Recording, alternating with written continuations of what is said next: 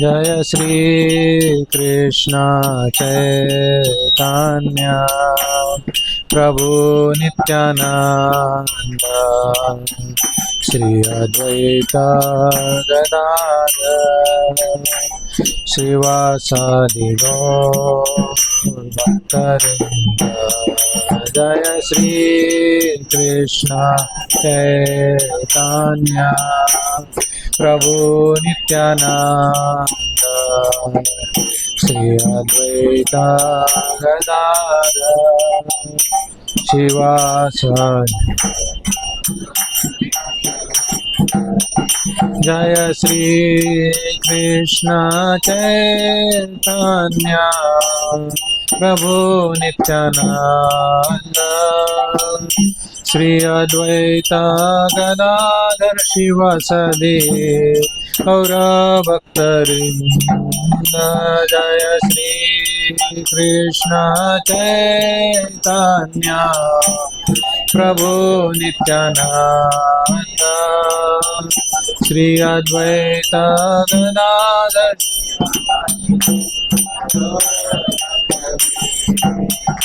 जय श्री कृष्ण चैतन्य प्रभु नित्यानंद श्री अद्वैत गदाधर शिवासादि गौर भक्तवृंद। जय श्री कृष्ण चैतन्य प्रभु नित्यानंद श्री अद्वैत गदाधर शिवासादि गौर। हरे कृष्ण कृष्ण कृष्ण हरे हरे हरे राम राम राम हरे हरे। हरे कृष्ण कृष्ण कृष्ण हरे हरे हरे राम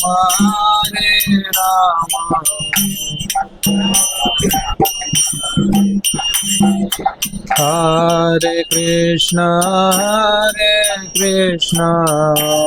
कृष्ण कृष्ण हरे हरे हरे राम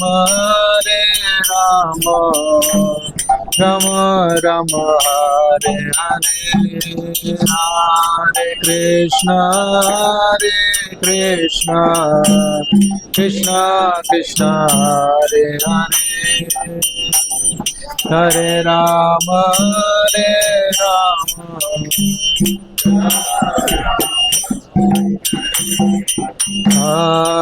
कृष्ण कृष्ण कृष्ण हरे हरे हरे राम राम राम हरे हरे। हरे कृष्ण कृष्ण कृष्ण हरे हरे हरे राम हरे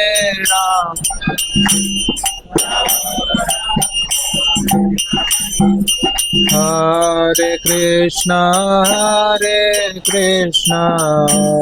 कृष्ण कृष्ण हरे हरे हरे राम राम राम हरे हरे। हरे Krishna Krishna Krishna Hare Hare Hare Ram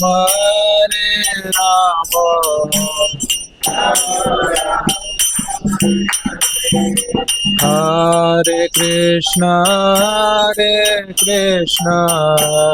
Krishna Krishna Hare Hare Hare Ram Ram Ram Hare Hare.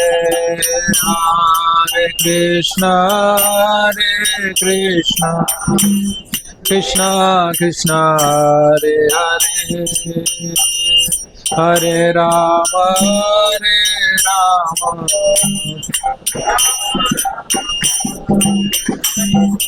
Hare Krishna Krishna Krishna Hare Hare Hare Rama Rama Rama Hare Hare Hare Krishna Krishna Krishna Hare Hare Hare Rama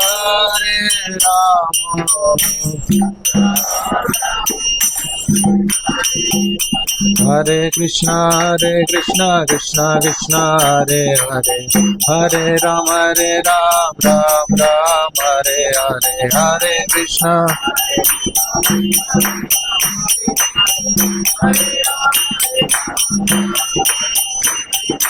Hare Krishna Krishna Krishna Hare Hare Hare Rama Ram Ram Hare Hare Hare Krishna Krishna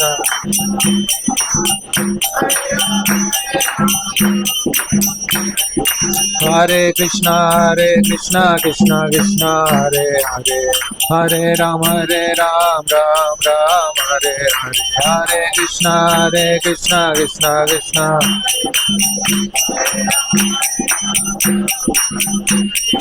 Hare Krishna Krishna Hare Hare Hare Rama Ram Ram Hare Hare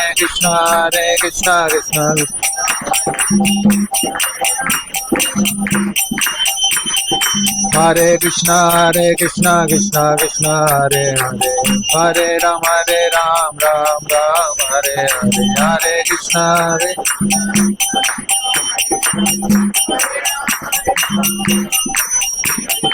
Hare Krishna Hare Krishna Krishna Hare Hare Hare Rama Ram Ram Hare Hare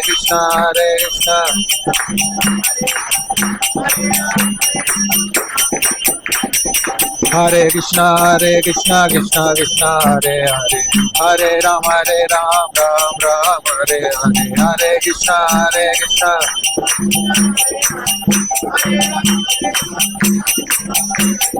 Hare Krishna Hare Krishna Krishna Hare Hare Hare Rama Ram Ram Hare Hare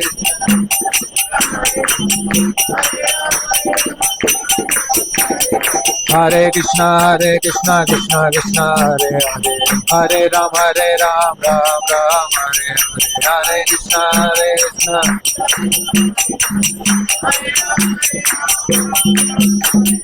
Hare Krishna Hare Krishna Krishna Hare Hare Hare Rama Ram Ram Hare Hare Hare Krishna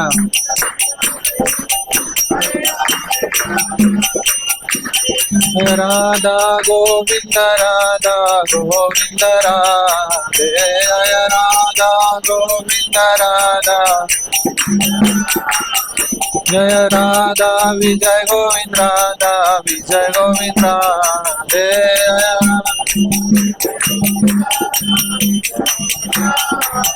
Jaya Gauranita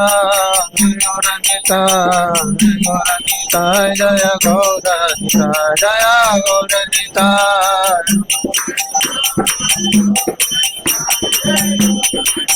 Jaya Jaya Prabhupada Jaya Jaya Prabhupada Jaya Jaya Prabhupada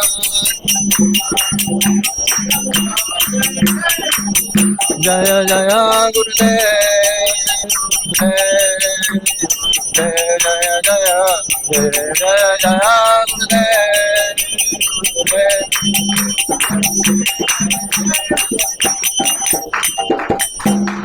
गौर प्रेमानंदे श्री नाम संकीर्तन की जय। श्री श्री राधा गोविंद की जय। श्री श्री राधा विजय गोविंद की जय। श्री श्री गौर निताई की जय। श्री प्रभुपाद की जय। हरे कृष्ण। ओम नमो भगवते वासुदेवाय। ओम नमो भगवते वासुदेवाय। ओम नमो भगवते वासुदेवाय।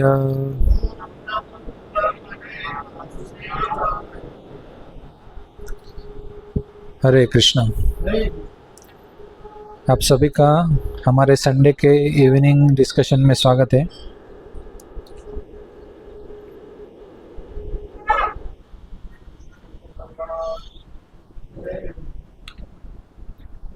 हम लोग प्रार्थना करके शुरू करेंगे।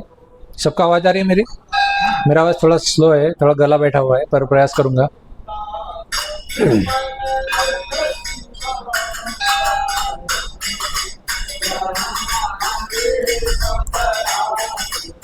ओम अज्ञानतिमिरन्धस्य ज्ञानाञ्जनशलाकया चक्षुरुन्मिलितं येन तस्मै श्रीगुरवे नमः। श्रीचैतन्यमनोभीष्टं स्थापितं येन भूतले स्वयं रूप कदा मह्यं ददाति स्वपदान्तिकम्।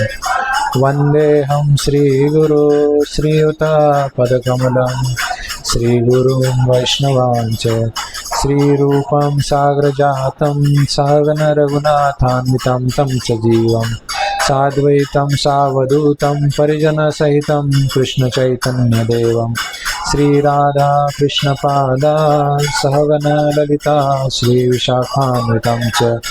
हे कृष्ण करुणा सिंधु दीनबंधु जगत्पते गोपेश गोपिकाकांत राधाकांत नमस्ते।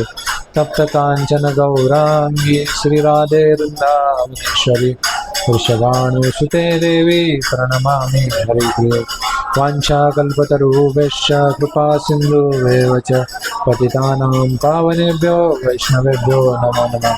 जय श्री कृष्ण चैतन्य प्रभु नित्यानंद श्री अद्वैत गदाधर शिवासादि गौरभक्तवृंद। हरे कृष्णा कृष्णा कृष्णा हरे हरे हरे राम राम राम हरे हरे।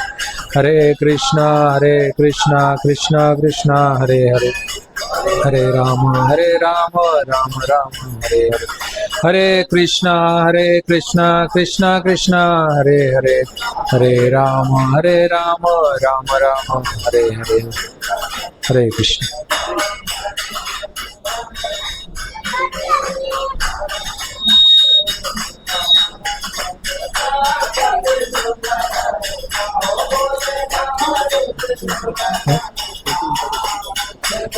चलो चलो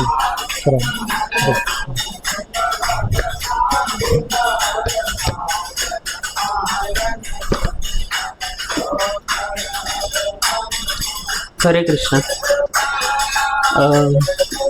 तो आप सभी भक्तों का संडे प्रोग्राम में स्वागत है।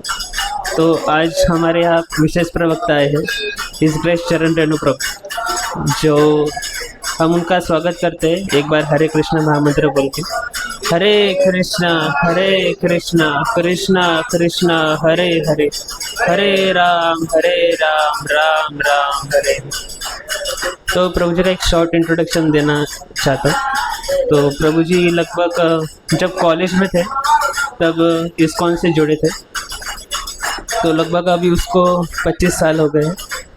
तो शुरुआत में प्रभु जी बेस में रहते थे, इस्कॉन का बेस रहता है जहाँ पे भक्तों को ट्रेनिंग दी जाती है कि कृष्ण भावनामृत कैसे बनता है। तो वहाँ पे कुछ साल के बाद प्रभु जी बेस के लीडर भी रह चुके हैं, लगभग 4-5 साल। फिर उसके बाद जब प्रभु जी इस्कॉन गोविंद धाम में आए तभी उन्होंने एक कॉरपोरेट ग्रुप में अंडर सुभाव प्रभु जी के साथ साथ बहुत सारे भक्तों को बनाया है, उनको गाइड किया है। उसके बाद लगभग 5-7 वर्ष उन्होंने कॉरपोरेट में सेवा की। उसके बाद प्रभु जी को अपॉर्चुनिटी मिली उन कंपनी से कि वो अमेरिका जा सके। अमेरिका में लगभग 9 साल प्रभु जी ने सेवा किया इस्कॉन बॉस्टन और इस्कॉन शिकागो के अंडर। तो लगभग वहाँ पे और डिवोटीज गाइड के हेड के रूप में पूरे डिपार्टमेंट के जो भक्तों का मार्गदर्शन करते हैं, उसके हेड के रूप में लगभग 9 साल तक सेवा की। अल्सो कि जगन्नाथ रथ यात्रा हो या बड़े बड़े फेस्टिवल हो, जो भी भारत देश में उन्होंने बड़ी मात्रा में मनाए, जिसमें हज़ारों भक्त ने पार्टिसिपेट किया। हज़ारों भक्त अभी भी प्रभु जी से जुड़े हुए हैं अमेरिका से, जो प्रभु जी के मार्गदर्शन के अंदर रहते हैं अभी भी। तो हम अभी कुछ साल 2 साल पहले प्रभु जी फिर से इंडिया आ गए, क्योंकि घर तो घर ही होता है। तो प्रभु जी अभी फिर से कॉरपोरेट के अंदर शिवा प्रभु जी के साथ साथ कॉरपोरेट में सेवा करते हैं। अभी डिवाइस हो, भक्ति साधना हो या दर्शन प्रोग्राम हो, भगवद गीता का सीरीज हो, तो प्रभु जी सब में प्रभु जी का हाथ बढ़ाते हैं। जगन्नाथ जी की विशेष कृपा है प्रभु जी के ऊपर। जगन्नाथ जी के बारे में अगर बोलने लगे तो कम से कम 10-12 घंटे भी कम पड़ जाएंगे। प्रभु जी का इतना प्रेम है जगन्नाथ जी के ऊपर। सो हम आज रिक्वेस्ट करते हैं प्रभु जी को कि प्रभु जी हमें कुछ गाइड करें। प्रभु जी बहुत अच्छा रामायण के ऊपर और कृष्ण लीला के ऊपर बहुत अच्छा गाइड करते हैं सभी भक्तों को, यंग जनरेशन हो या मिडिल जनरेशन हो या अपर जनरेशन हो, वरिष्ठ भक्तों। प्रभु जी सबकी सेवा करते हैं और सबको अपनी कंपैशनेट नेचर से और हम्बल नेचर से सबको खुश करते हैं। तो मैं प्रभु जी को रिक्वेस्ट करता हूँ कि आज का क्लास देखिए कृपया हमको प्रचार कीजिए। हरे कृष्ण।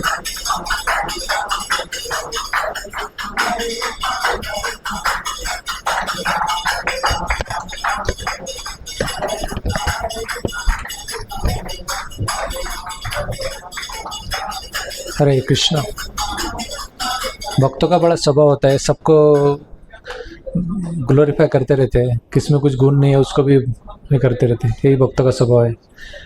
आप सब मेरे से अनुभव में, एज में, भक्ति में, सब में बड़े हैं, पर मुझे सेवा दी गई है कृष्ण कथा करने के लिए, राम कथा करने के लिए। तो मैं प्रयास करूँगा कि आपका कुछ सेवा कर सकूँ। बहुत बार प्रयास किया यहाँ पे आने का, पर भगवान का इच्छा कुछ और था, तो दूसरी जगह पे सेवा के लिए जाना पड़ा। पर आज कैसे तो भी टाइम मिला है, तो प्रयास करेंगे कि आपका ये जो भक्ति में वृद्धि करने का सेवा है, कुछ प्रयास करेंगे। तो आज हम चर्चा करेंगे भगवान के बहुत प्रिय भक्त है जो हनुमान जी है, उन पर चर्चा करेंगे आज। रिसेंटली रामनवमी का उत्सव बड़े धूमधाम से मनाया गया पूरे भारतवर्ष में, दुनिया भर में जब मनाया गया। पर जो सही में जो भगवान के भक्तों का और भगवान का उत्सव सेलिब्रेशन है, वो सेलिब्रेशन जब हम उनके बारे में चर्चा करते हैं, उनके बारे में सुनते हैं, उनके बारे में हम लोग आदर्श के बारे में हमारे लाइफ में अवतीर्ण करते हैं, तभी खरे सही मात्रा में वो उत्सव का सेलिब्रेशन होता है। तो हमारे में से कितने भक्त फर्स्ट टाइम है? How many of you come first time for today session? Anybody first time? No? How many of you have attended at least 5 sessions till now in this area? 5 sessions? Okay, good. How many of you have attended more than 10 sessions? 10 sessions? Okay, good. How many of you know about Prabhupada? Prabhupada के बारे में जानते हैं? Okay, thank you. मैंने क्यों पूछा? क्योंकि कुछ जो उदाहरण रहेंगे वो प्रभुपाद जी के पुस्तक से रहेंगे। अगर हम प्रभुपाद जी को नहीं जानेंगे तो मुझे पहले प्रभुपाद जी के बारे में कुछ बताना पड़ेगा, फिर बाद में उनके बारे में कोट कर सकते हैं। जैसे कि जब तक हम व्यक्ति को नहीं जानते तब तक उनके जो ये है आदर्श है, उनके जो प्रमाण है, उनके जो लाइफस्टाइल है, उसको हम समझ नहीं पाएंगे।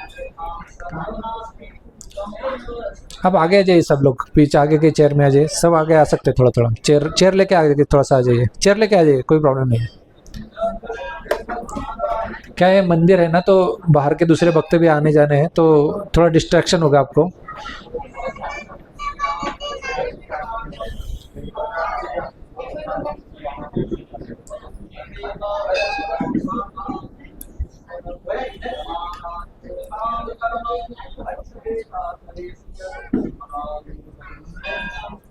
हरे कृष्णा कृष्णा कृष्णा हरे हरे, हरे राम राम राम हरे हरे, हरे कृष्णा कृष्णा कृष्णा हरे हरे, हरे राम राम राम हरे हरे, हरे कृष्णा कृष्णा कृष्णा हरे हरे, हरे राम राम राम हरे हरे। आपको एक स्टैटिस्टिक बताऊंगा मैं पहले। अभी दुनिया में आप बोलोगे कि इतने भगवान कृष्ण के भक्ति का प्रचार हो रहा है, ये धर्म का प्रचार है, हो रहा है, लेकिन दुनिया में सबसे ज़्यादा कोई भक्त रहेंगे तो भगवान राम के हैं, कोई प्रचार किए बिना है। जनरली ऐसा क्यों है? क्योंकि भगवान राम का जो लाइफस्टाइल है वो एक मर्यादा पुरुषोत्तम का है। उनके लाइफ से इमीडिएटली कोई भी कनेक्ट कर सकता है। उनका लाइफ जो जीवन पूरा बना है वो एक त्याग की मूर्ति से बना हुआ है। भगवान राम के हर एक पल पल में दूसरों के लिए जीवन है, खुद के लिए कुछ नहीं है। तो जो भगवान राम की जो कथा है वही आज दुनिया भर में ये पूरे धर्म को बचा के रखी है। जब तक राम और रामायण और लक्ष्मण ये महाभारत रहेगा तब तक दुनिया में कुछ भी हो जाए धर्म का पतन नहीं होगा, ऐसे लिखा गया है। जब तक चांद सूरज रहेंगे तब तक रामायण महाभारत रहेगी, और जब तक रामायण और महाभारत रहेगी तब तक धर्म पे लाइन पे मनुष्य जीवन बना रहेगा। तो ये चर्चा बार बार करना बहुत ज़रूरी है।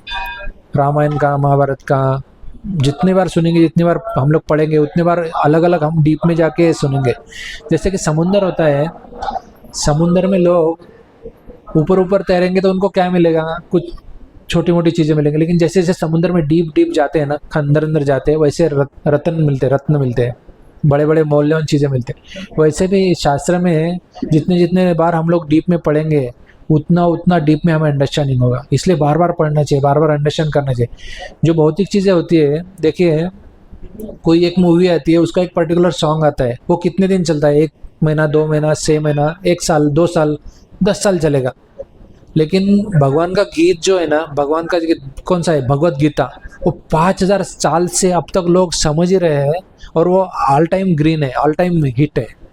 ऐसा भगवान का चीज़ है। वैसे ही भगवान का जो चरित्र है, जो रामायण है भगवान का चरित्र है, महाभारत के भगवान का चरित्र है, वो टाइम मेमोरियल से लोग समझ रहे हैं, और उसके बारे में समझते समझते ही उनका जीवन में खुशी आ रही है और उनके जीवन में सुख मिल रहा है। ये क्यों हो रहा है?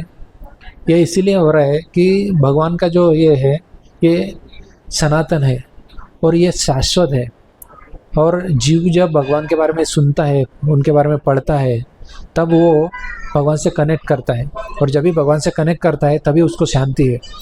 जैसे कि शास्त्र में एक एग्जाम्पल आता है, उदाहरण आता है कि उसमें बताया है कि एक जो मछली है, मछली को जब पानी में है ना तभी वो हैप्पी है।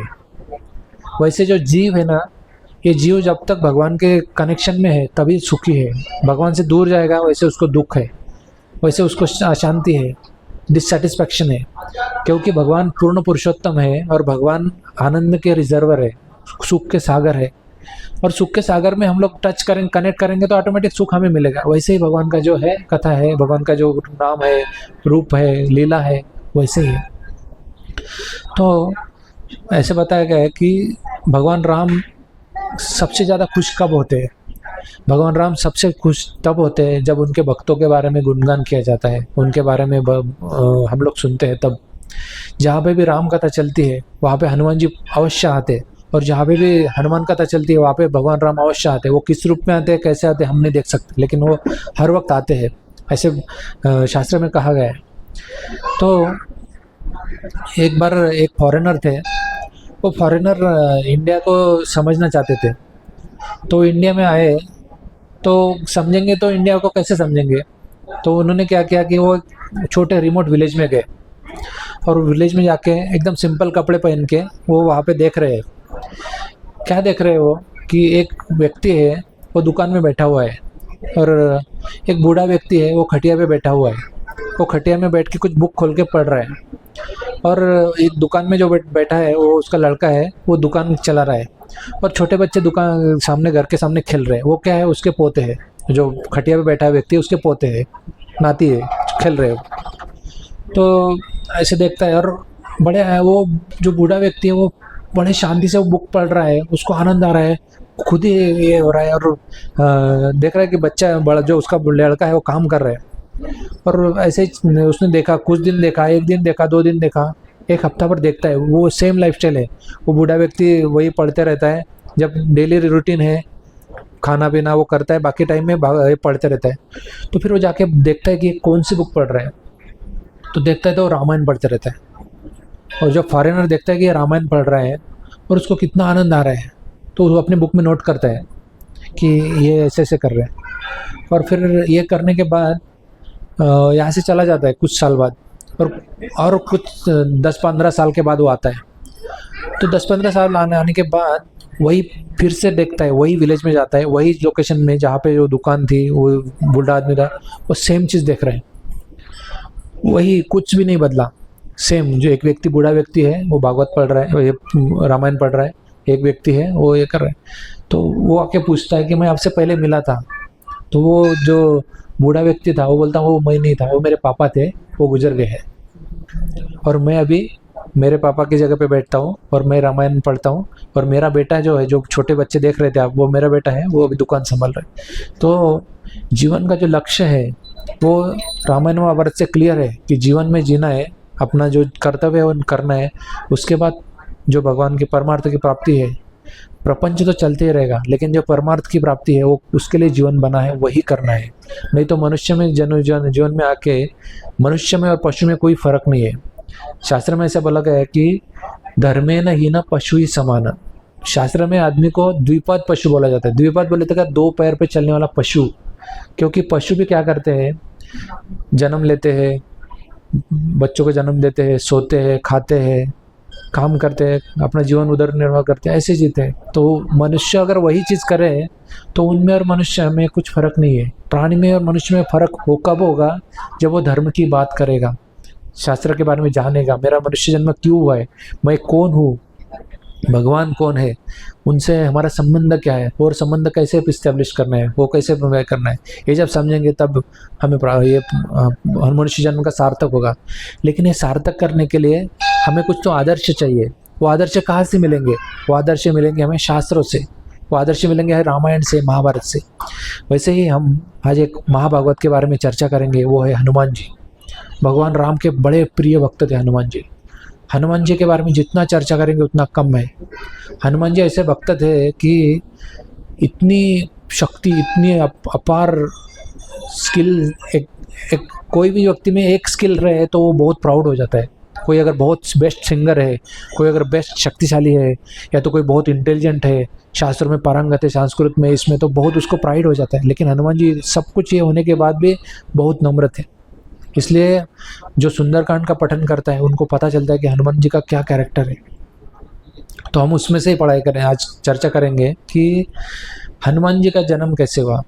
हनुमान जी वैसे देखा जाए तो भगवान राम के जो पिता थे उनको कोई संतान नहीं थी पहले, लेकिन उनको संतान प्राप्त करना है तो एक ऋषि ने उनको बोला कि आपको पुत्र कामेष्टि यज्ञ का अनुष्ठान करना पड़ेगा। अब लेकिन ये अनुष्ठान कौन करेगा? और अनुष्ठान ऐसे व्यक्ति ने करना है कि जिसने स्त्री का मुख नहीं देखा है। ऐसा कोई पंडित चाहिए जिसने स्त्री का मुख भी नहीं देखा। लेकिन कितना मुश्किल है कि कोई बच्चा जन्म लेके एक लेडीज़ का फेस ना देखे, ऐसे कितना मुश्किल है। लेकिन एक व्यक्ति रहता है ऐसे, वो ऋषि का नाम है ऋषिशृंग ऋषि। ऋषिशृंग ऋषि ऐसे ऋषि है कि जो कभी स्त्री का मुख नहीं देखे। तो उनको लाना है तो कैसे लाना है? उनके पापा बड़े तपस्वी थे, तो कुछ तो अरेंजमेंट करके उनको लाया जाता है। और उनका विवाह एक इनके जो दशरथ की पुत्री रहती है शांता, वो शांता का जन्म होते ही शांता को दशरथ महाराज अपने जो बेस्ट फ्रेंड रहते हैं, उनका नाम है रोमपाद, राजा रोमपाद, उनको दे देते हैं।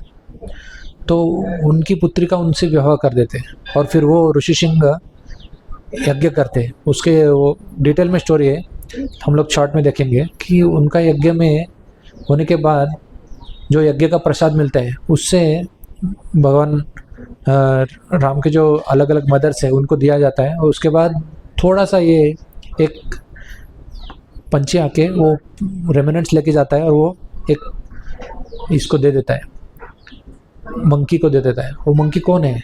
वो मंकी साधारण नहीं है, वो अंजना है। अंजना उसका नाम है। लेकिन अंजना कौन है? अपने पिछले जन्म में वो अप्सरा थी। अप्सरा होने के बाद वो क्या करती है, बहुत बार क्या होता है कि किसी को अपने रूप का बहुत अहंकार होता है कि मैं बहुत सुंदर हूँ। तो उसको अहंकार होता है। वो एक ऋषि रहते हैं, वो तपस्या करते रहते हैं मंकी के फॉर्म में। ऋषि का क्या रहता है, वो लोग कुछ भी फॉर्म लेके अपना तपस्या करने के लिए करते। तो एक ऋषि को जब तपस्या करते रहते हैं तो ये अंजना देखती है अपने पिछले जन्म में, तो वो हंसती है। तो फिर वो ऋषि क्रोधित होकर उसको शाप देते हैं कि यू विल बिकम, आप एक वानर बन जाओगी। तो वो एक राजा की पुत्री, वानर राजा की पुत्री बन जाती है। तो उसका नाम है अंजना। तो अंजना को जब ये यज्ञ से आया हुआ प्रसाद मिलता है तो उससे हनुमान जी की प्राप्ति होती है। वो कैसे होती है, जब हनुमान जी ये अंजना और वायुदेव जब एक साथ आते हैं तो उससे हनुमान जी का जन्म होता है। और हनुमान जी इतने पावरफुल रहते हैं पहले से ही। उनकी मम्मी जब उनके मदर जब उनको बताते हैं कि जो भी ग्रीन है वो पका हुआ नहीं है और जो भी ऑरेंज है वो पका हुआ फ्रूट है। तो बस थैंक यू।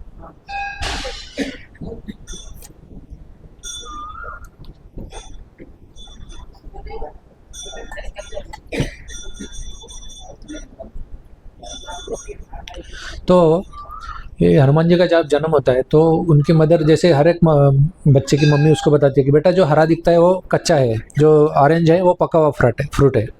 तो एक बार हनुमान जी की मदर अंजना बाहर जाती है, 2 घंटे आती नहीं तो उनको भूख लग जाती है। तो उनको जैसे ही भूख लगती है तो वो देखते हैं कहीं तो कुछ खाने को मिलेगा। तो कुछ दिखता नहीं है घर में, तो वो देखते हैं बाहर से कोई तो ऑरेंज फ्रूट दिख रहा है। तो एक्चुअली वो क्या होते हैं, सूर्यदेव होते हैं। सूर्यदेव को जब देखते हैं हनुमान जी तो बोलते हैं बहुत मीठा फल रहेगा, तो तुरंत उसके तरफ दौड़ने लगते हैं। और जैसे आने लगते हैं तो बीच में वो टाइम होता है इक्लिप्स का, ग्रहण का टाइम होता है। तो उसमें राहु बीच में आ जाते हैं। जैसे राहु आ जाते हैं तो बोलते हैं ये कौन सा दूसरा फल आ गया, उसको पकड़ लेते हैं राहु को।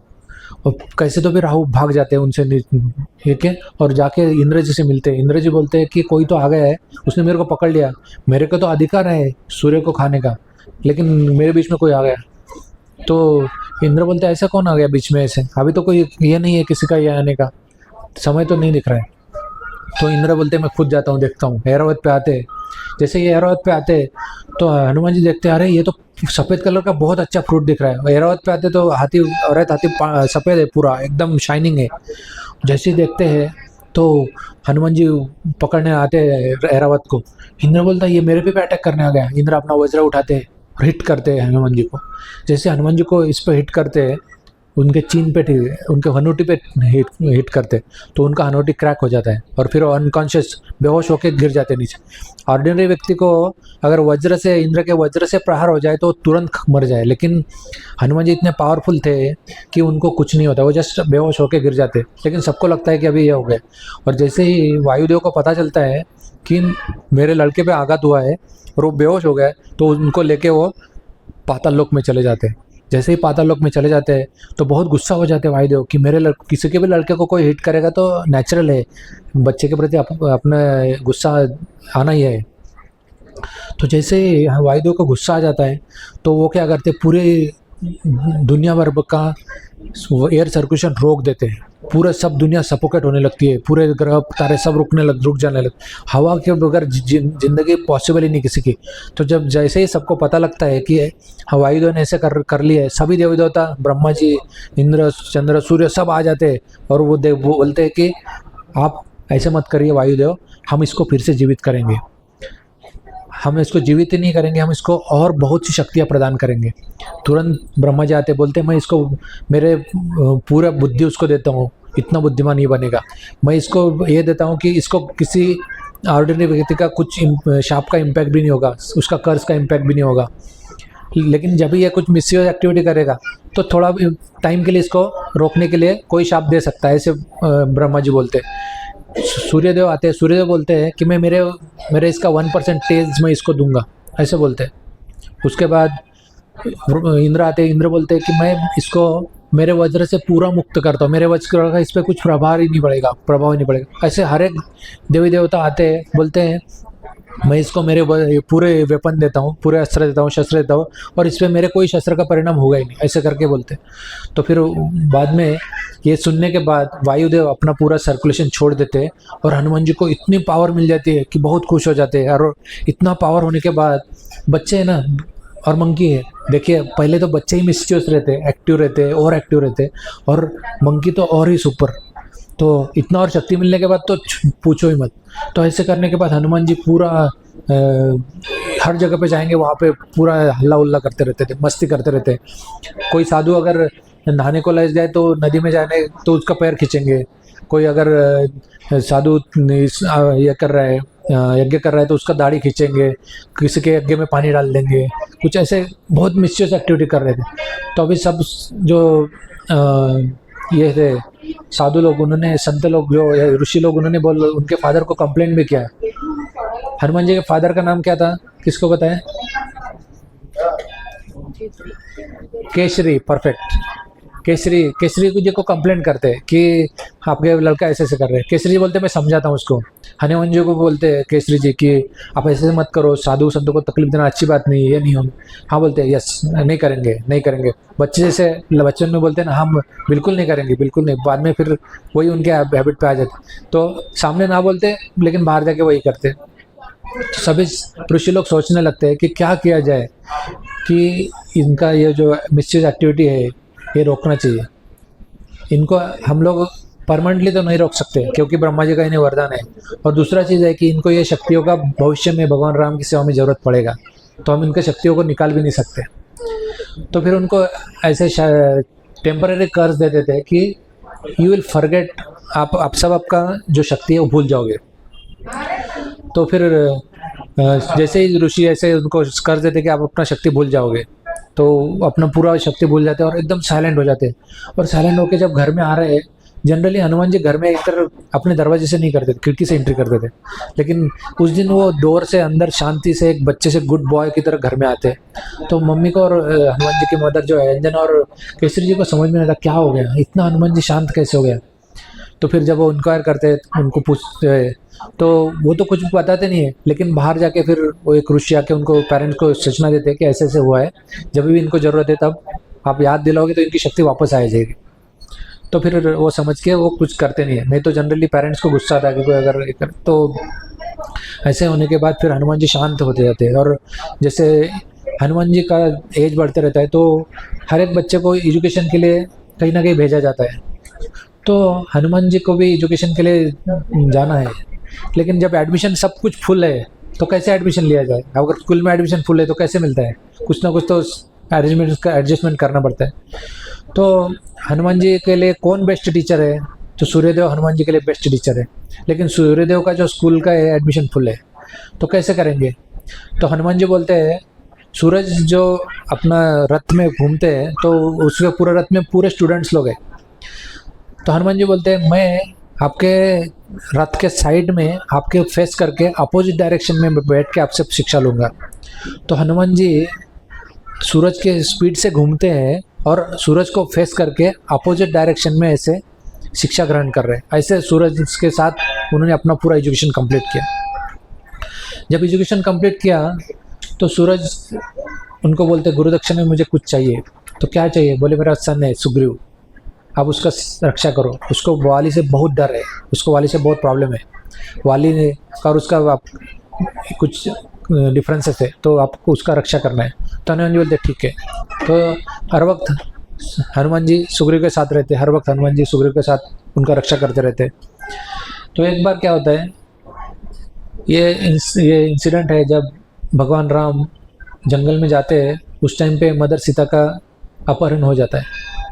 तो अपहरण होने के बाद वो ढूंढते रहते मदर सीता को, यहाँ वहाँ सब ढूंढते ढूंढते फिर एक जगह में आते हैं। तो वहाँ पे राम लक्ष्मण दोनों आ रहे हैं और वहीं पे सुग्रीव जी और हनुमान जी ठहरे हुए हैं। तो सुग्रीव जी ऊपर से देखते हैं कि ये कोई तो दो जटाधारी व्यक्ति आ रहे हैं, ये मेरे को मारने तो नहीं आ रहे, वाली ने तो नहीं भेजा इनको। तो जब ये होता है तो किसको भेजेंगे चेक करने के लिए? सबसे बुद्धिमान कौन है, शास्त्र में पारंगत कौन है, जो हर एक information properly at A time निकाल के लाए और किसी को पता भी ना चले, ऐसे कौन है? तो फिर हनुमान जी का ही नंबर आता है। तो हनुमान जी जाते हैं। जैसे कि बहुत बार क्या होता है, कुछ लोग बुद्धिमान मानते हैं खुद को लेकिन होते नहीं है। जैसे कि एक बार अकबर बीरबल के स्टोरी में एक बार आता है, अकबर की जो रानी थी वो हर वक्त बीरबल से इन्वियस थी, बीरबल से जलस थी। तो वो बोलती है कि आप आपके साथ हर वक्त बीरबल को क्यों रखते हो, मेरे भाई को क्यों नहीं रखते हो। तो अकबर बोलते हैं आपके भाई में वो योग्यता नहीं है, आप क्यों बोलते हैं ऐसे, क्यों बोलते हो। नहीं बोले आप एक बार सिद्ध करके दिखाओ। ठीक है बोले। तो एक बार डिसाइड होता है कि हम लोग अकबर का और बीरबल का और रानी के भाई का हम परीक्षा लेंगे। तो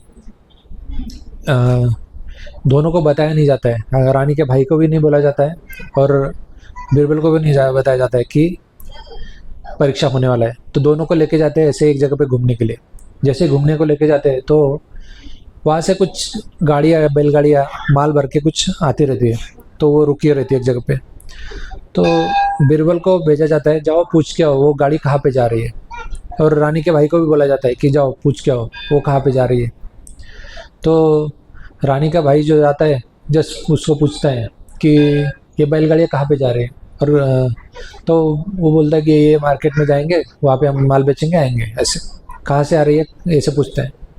और बीरबल को भी बेचा जाता है, तो वो भी पूछता है कहाँ पे जाएंगे, कहाँ सब, और सब इन्फॉर्मेशन बीरबल पूछता है, कहाँ से आई है, कहाँ जाने वाली है, माल क्या है, कितने दिन में आएंगे, क्या नाम है व्यक्ति का, ये सब जो भी डिटेल है उसके रिलेटेड सब डिटेल पूछता है बीरबल। और पूछने के बाद आता है और फिर रानी का भाई भी आता है। तो फिर राजा पूछते हैं हाँ बैलगाड़ी कहाँ पे जा रही है, तो बोलता है यहाँ पे जा रही है।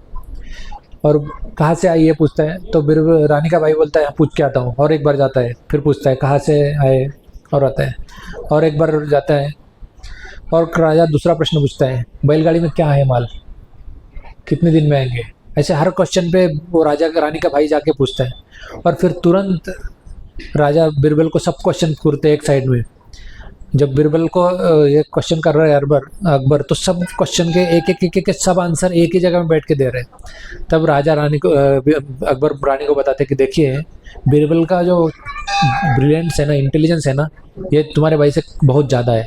ये एक ही बार में सब कुछ काम मेरे बताए बगैर कर लेता है, तो यही इसलिए मैं इसको साथ में रखता हूँ। तुम्हारा भाई देखो इतने एरर किए, इतनी बार गया, ऐसे नहीं चलता है।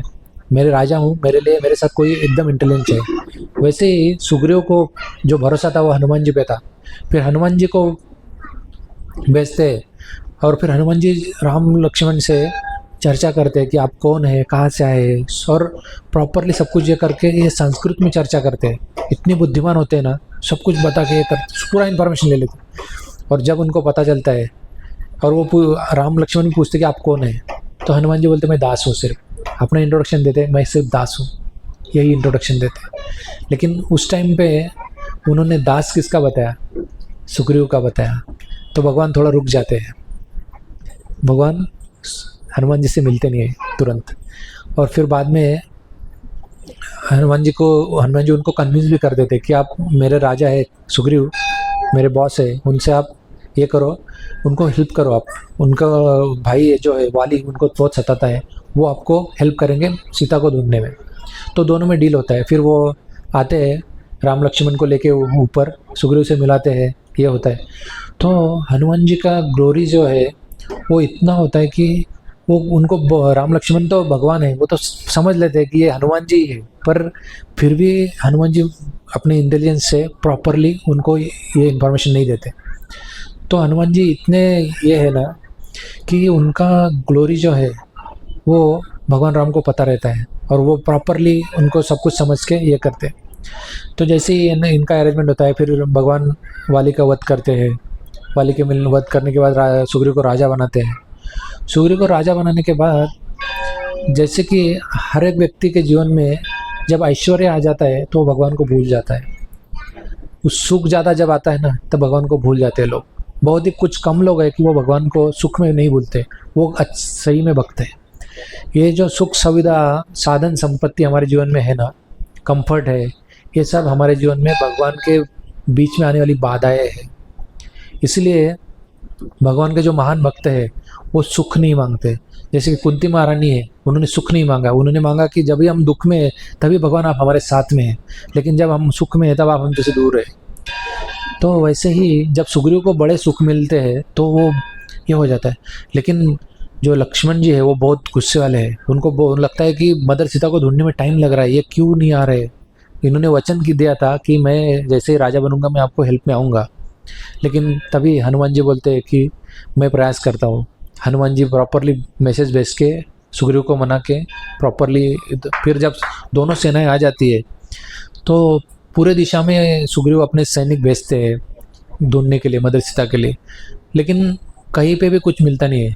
सिर्फ एक ही डायरेक्शन में उनको मिलता है कि लंका की तरफ कुछ ज्वेलरी मिलती है और कुछ लोगों से पता चलता है कि ये सीता को यहाँ पे लेके गए हैं। तो जैसे ही उनको पता लगता है तो समुंदर के तैर किनारे पे सब लोग जमा हो जाते हैं, सब जो मंकी सोल्जर से बड़े बड़े वो आ जाते हैं।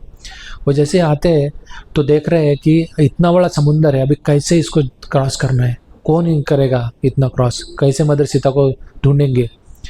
तभी एक एक मंकी बोलता है मैं इतने योजन जा सकता हूँ, एक बोलता है इतने लेकिन समुंदर तो 100 योजन से, इतना कौन जाएगा। तभी अलग अलग मंकी का कैपेसिटी चेक होता है। जब ये चेक होता है तो सब बोलते हैं कि हमारे इसमें पॉसिबल ही नहीं है जाना। तभी सिर्फ एक ही पॉसिबिलिटी है जो है हनुमान जी, जो भूले हुए रहते अपने क्षमता को, उनको उनकी क्षमता का याद दिलाया जाता है कि आप में बहुत पावर है, आप कुछ भी कर सकते हैं। तभी उनको अपने ओरिजिनल शक्ति में लाया जाता है, और जब भी वो अपने ओरिजिनल शक्ति में जाते हैं तो फिर भगवान राम से चर्चा करते हैं कि मैं कैसे जाऊंगा मदर सीता को ढूंढने, मेरे को उनको क्या मैसेज देना है, सब पूरा इन्फॉर्मेशन जमा करते हैं। और कैसे मदर सीता से बात करना है, उनको कब भरोसा पड़ेगा कि जब मैं कब भरोसा लगेगा कि मैं ही राम का दूत हूँ, ये सब पूछ के राम जी से उनका इन्फॉर्मेशन लेके सब कुछ फिर हनुमान जी प्लान करते जाने का। देखिए हनुमान जी खुद पहले आगे नहीं आए। जब भी क्रेडिट लेना है ना तो जनरल भौतिक जगत में क्या होता है कि हर एक व्यक्ति सामने आता है कि मुझे क्रेडिट मिलना चाहिए, लेकिन सबने हनुमान जी का नाम यूनिनामसली दिया था कि हनुमान जी ही कर सकते हैं। तभी हनुमान जी रेडी हो गए सेवा के लिए।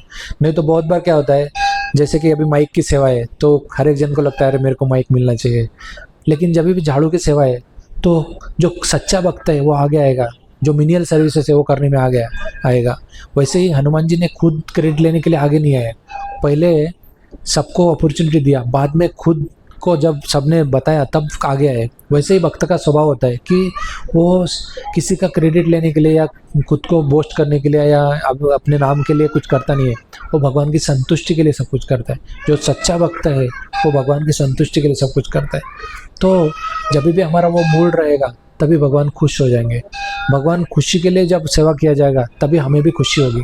नहीं तो बहुत बार क्या होता है कि सेवा करते हैं लेकिन उसका समाधान नहीं आता है। क्यों नहीं आता तो हमें देखना है क्यों नहीं आ रहा है, क्योंकि हमारा उसमें कुछ तो भौतिक हेतु है, भौतिक वासना है उसके बारे में इससे ऐसे बताया गया।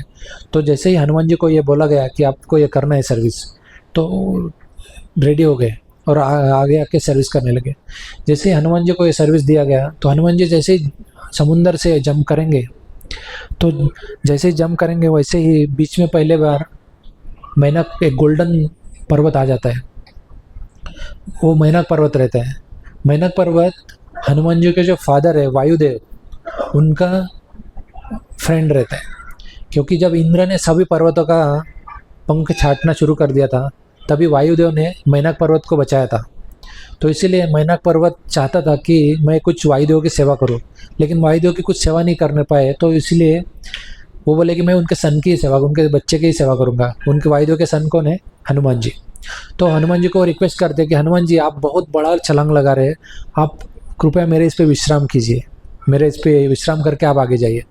लेकिन कोई भक्त का जब कोई सेवा कर रहा है तो सेवा में अगर कोई कंफर्ट आए कुछ आए तो वो उसका ज़्यादा ये नहीं करता, क्योंकि उसका जो पर्पज़ है सेवा का वो सेवा होनी चाहिए।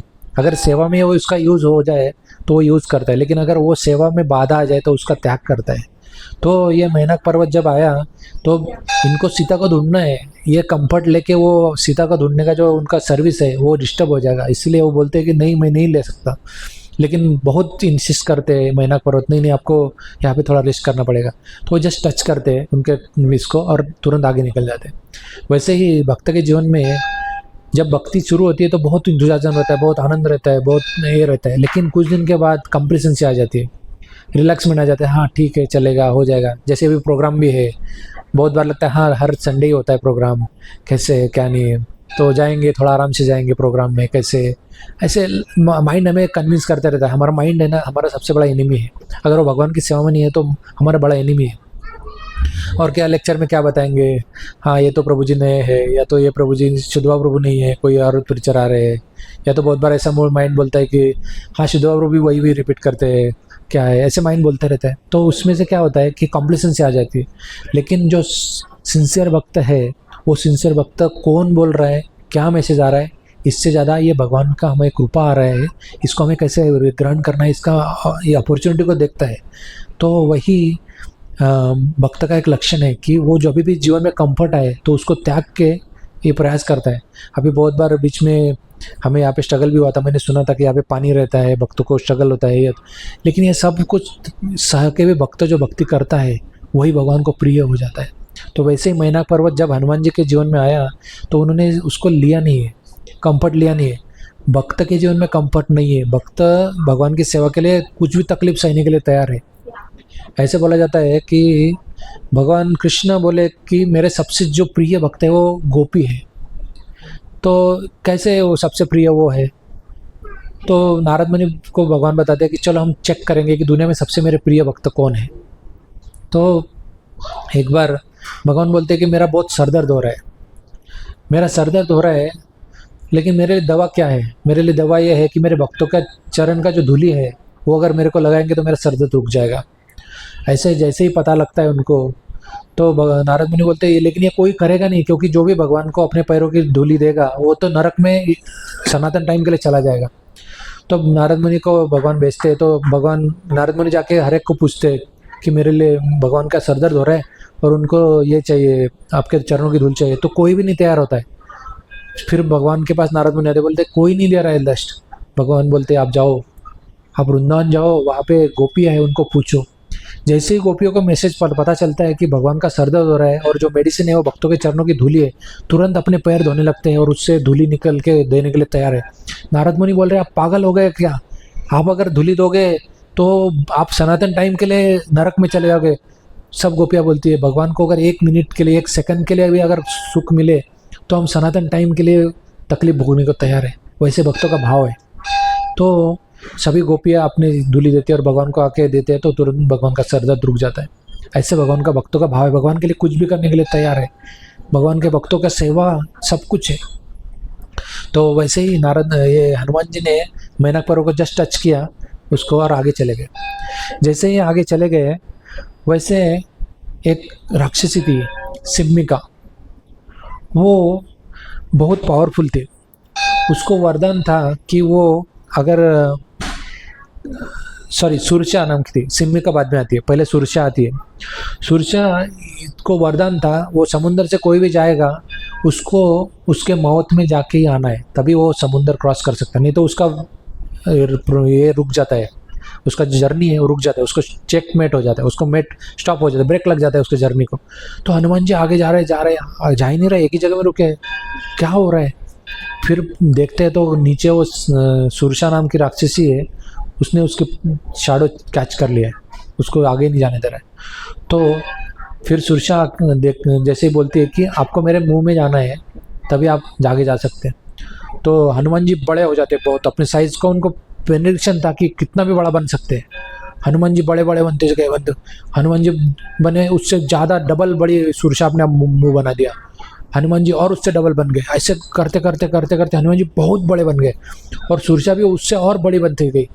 हनुमान जी ने अभी देखा कि ये कुछ कंट्रोल में नहीं होने वाले, तो हनुमान जी और छोटे बन जाते, तुरंत उसके मुंह में घुस जाते और बाहर आ जाते।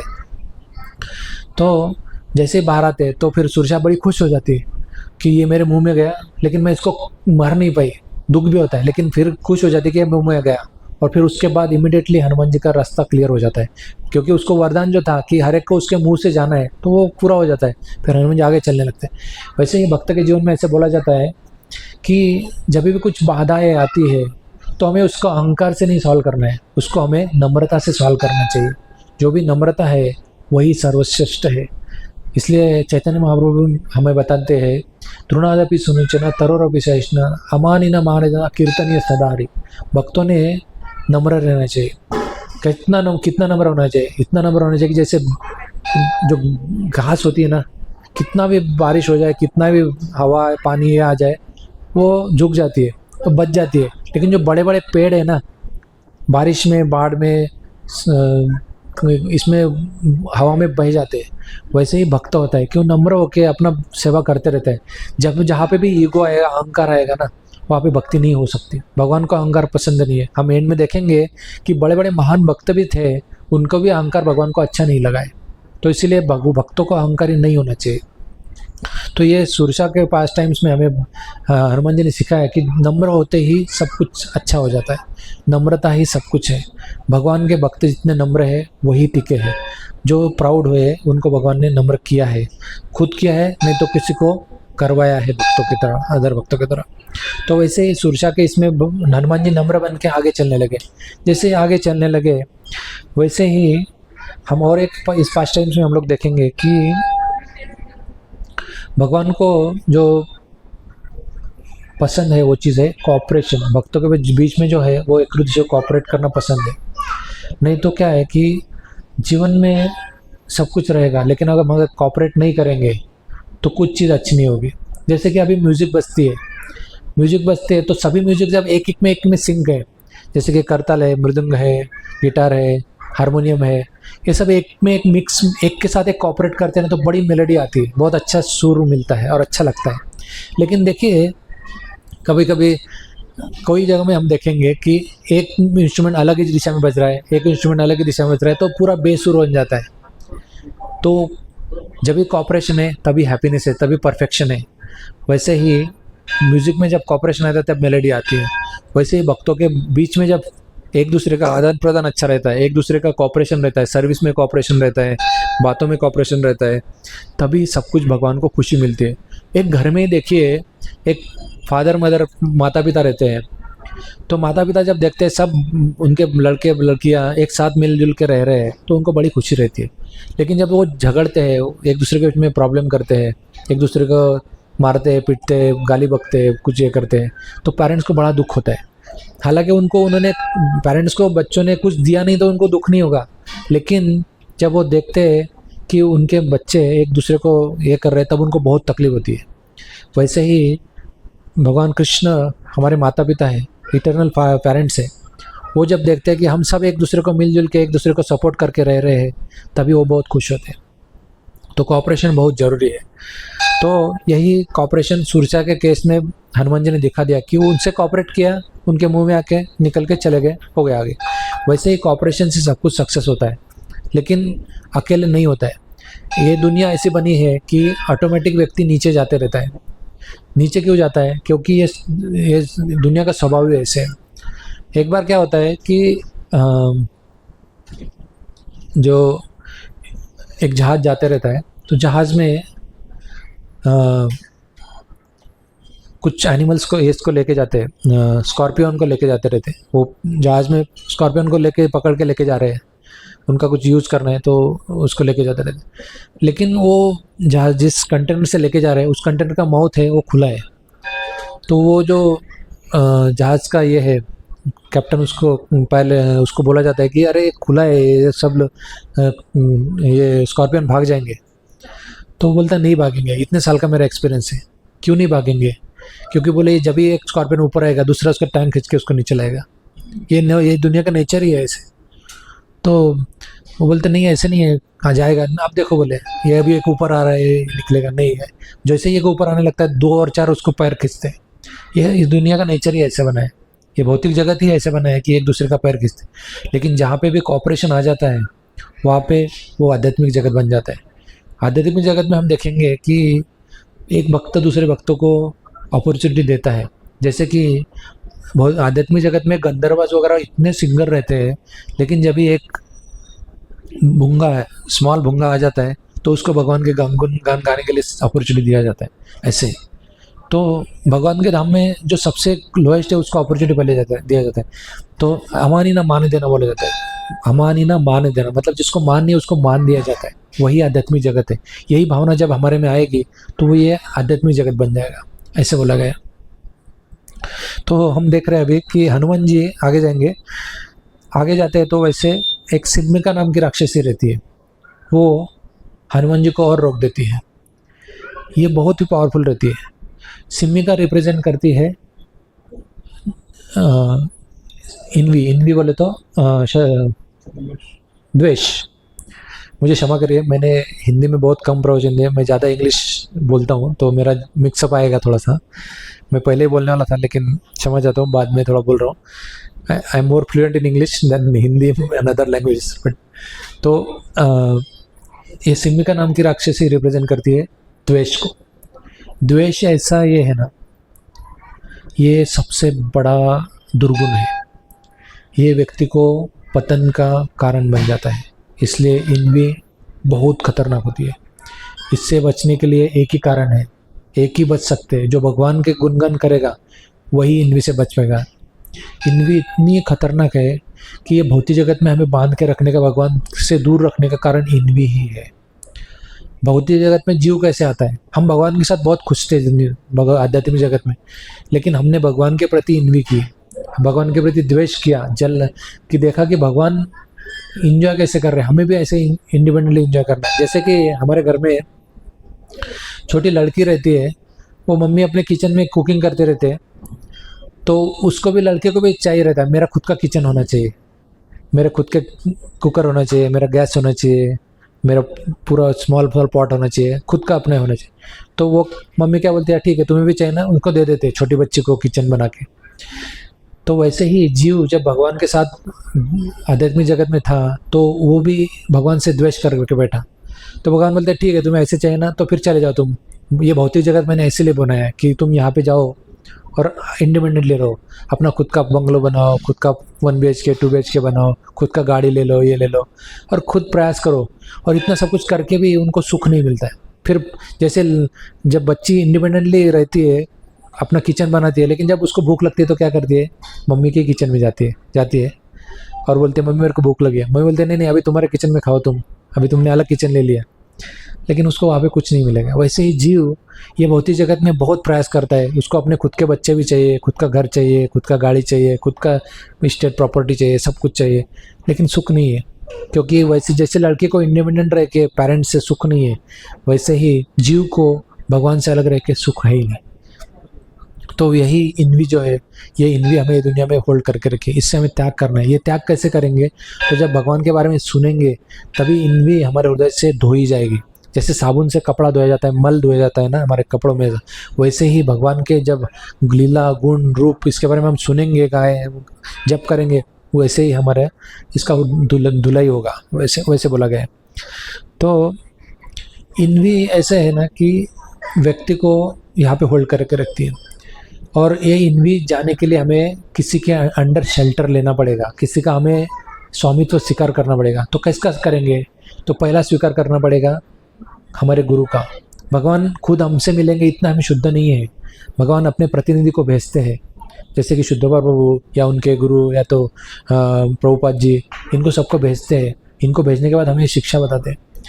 लेकिन बहुत बार क्या, कुछ लोगों को गुरु पे विश्वास नहीं रहता है, लेकिन कुछ लोगों को बहुत अप्रतिम विश्वास रहता है। एक स्टोरी बताता हूँ मैं आपको, उससे बहुत अच्छा मिलेगा अंडरस्टैंडिंग।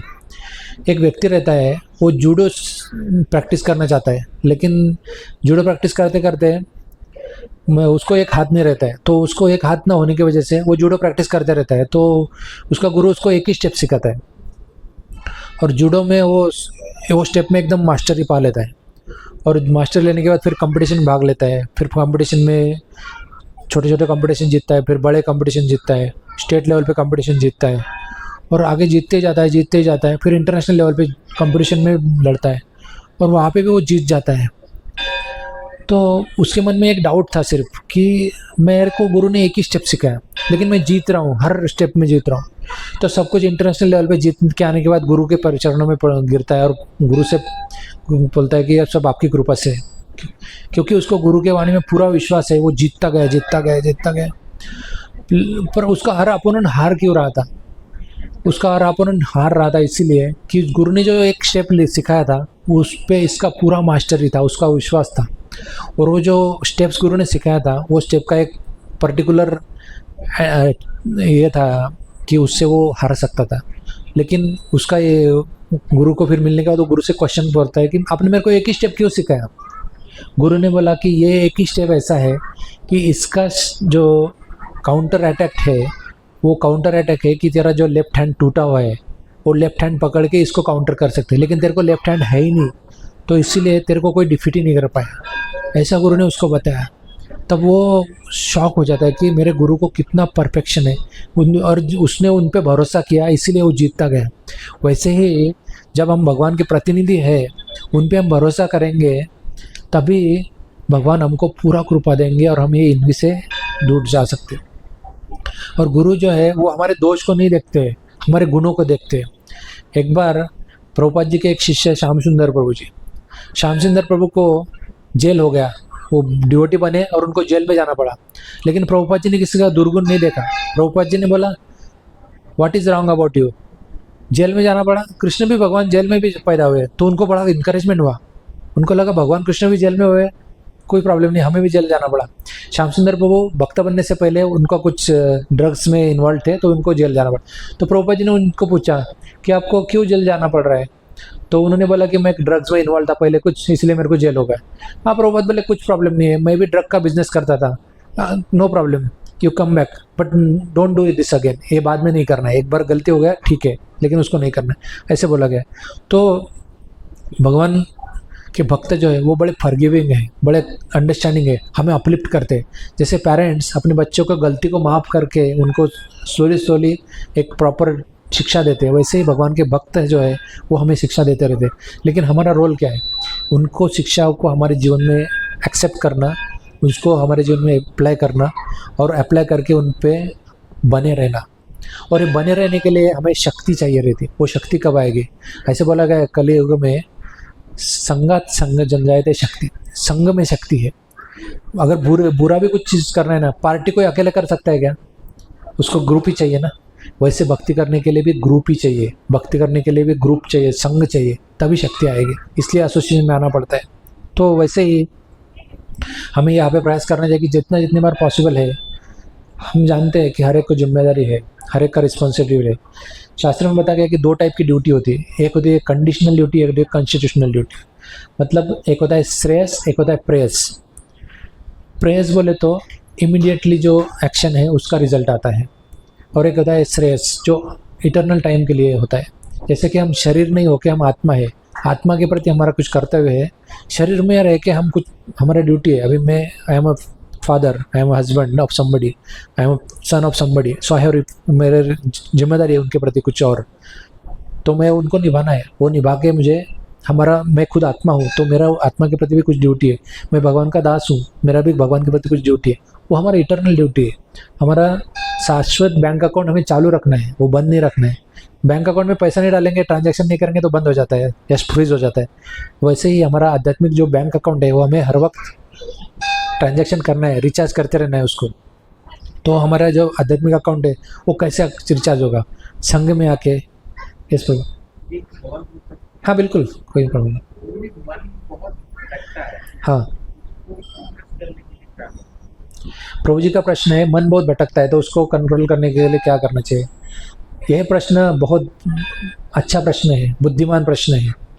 अर्जुन ने भी यह प्रश्न किया था भगवद गीता में कि भगवान, अर्जुन ने पूछा था चंचल ही मन कृष्ण। भगवान को अर्जुन पूछते हैं कि मन बड़ा चंचल है, तो भगवान बताते हैं अभ्यास नहीं तो कौन थे, अभ्यास करके प्रैक्टिस से आप उसको कंट्रोल कर सकते हैं।